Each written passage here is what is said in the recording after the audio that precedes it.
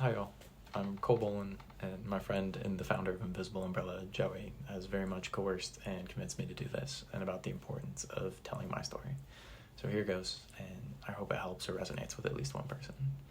Joey and I met about 9 years ago in the Mayo Clinic's pediatric pain rehabilitation program, and all the way back in 2016, I was a chronic migraine patient and a high school dropout. Go me.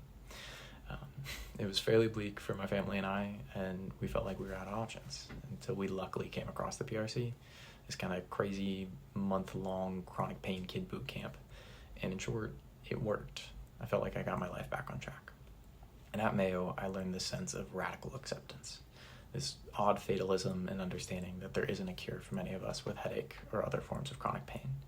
It shifted my focus from the sense of disappointment every time I marked another day on the headache calendar to a sense of pride for every clear day that I had, or at the start, just every morning where my feet hit the ground and I got out of bed.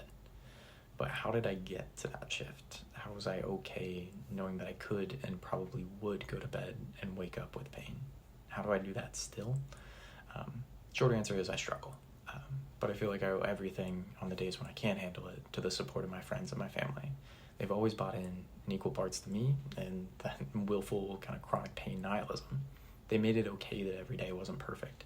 And that's something Joey and I have talked about a lot. Kind of the importance of people who've peeked behind the curtain, who've seen us on our worst days, those who have felt the realization that tomorrow may hurt even more, but that we have to and we can deal with that all the same.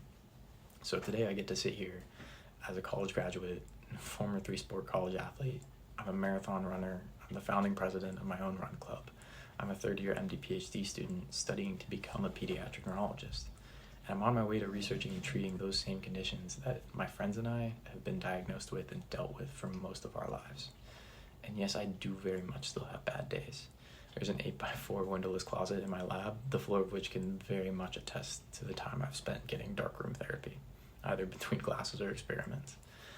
But for me, dealing with my worst days has never been about that cliche, kind of Rocky Balboa style, willing yourself back up to face the world when I couldn't think or see straight.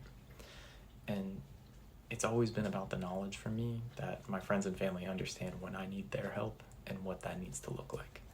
I'm incredibly thankful that I have folks in my life who get it in that way.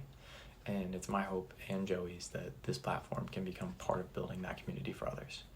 That this space can become where we share our stories and our successes, and more importantly, our failures, so that we can all somehow get through it together.